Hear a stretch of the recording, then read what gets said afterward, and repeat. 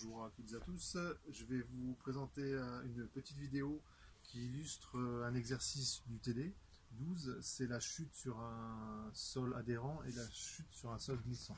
Donc on parle les deux. Alors on fait la résolution numérique, on mesure des angles et en fait on peut faire, en utilisant votre téléphone portable, vous pouvez faire la mesure et comparer avec les exercices, avec les résultats théoriques. Donc l'application que j'utilise, c'est l'application Fifox. Alors, je vous montre comment ça se présente sur l'écran de mon portable.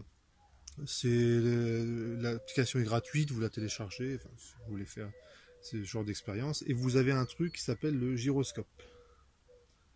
Donc vous pouvez mesurer la vitesse angulaire. Donc je vous montre voilà, ce que ça pourrait donner. Donc si je bouge mon portable, hop, on voit qu'il y a une mesure des différentes vitesses angulaires.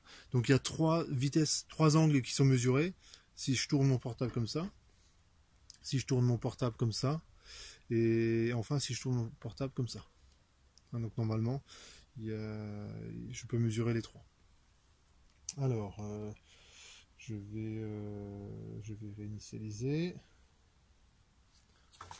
Je fixe mon portable sur la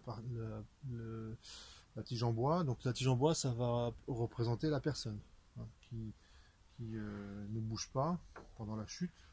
Donc c'était une des hypothèses qu'on fait dans la résolution de cet exercice. Là, je vais un petit peu pour fixer le téléphone. Donc si jamais vous faites ce genre d'expérience, faites quand même attention. C'est fragile un portable. Donc faudrait pas l'abîmer. Voilà, donc j'ai fixé mon portable à la tige en bois. Je mets mon portable plutôt en bas de la tige, comme ça quand la tige va tomber, je vais la laisser tomber.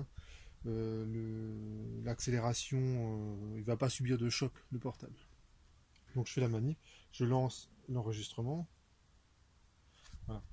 Et donc pour démarrer, avant de démarrer la chute, je vais faire un mouvement un peu particulier sur l'enregistrement pour qu'on voit ça fixera l'instant 0.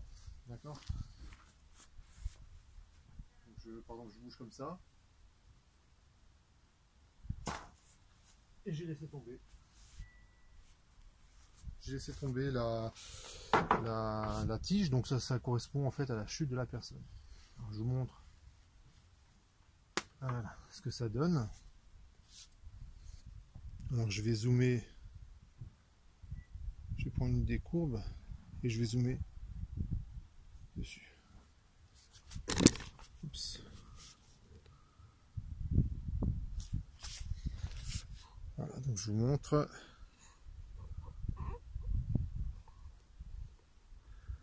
Voilà, là normalement vous devez voir. Donc ce que vous avez ici, c'est le petit mouvement que j'ai fait avant de laisser tomber la tige, histoire de repérer l'instant 0. Et puis la courbe qui descend, ça représente l'angle θ au signe près qu'il y a dans la correction de l'exercice. Et donc ce que vous remarquez, c'est que dans la résolution numérique, la chute elle dure à peu près 2 secondes. Et on voit que ça colle, parce que ça fait de 18 à 20 secondes, il y a à peu près 2 secondes. La valeur maximale en radians par seconde de la vitesse angulaire, c'était 5 radians par seconde. Donc là, on a une valeur, on est un petit peu en dessous. Donc il faudrait refaire la manip plusieurs fois. Donc je vous invite à le faire, mais on doit arriver à peu près à 5 radians par seconde. Donc c'est à peu près cohérent. Donc là, on a un accord qui est comme ça grossièrement correct entre les calculs et l'expérience.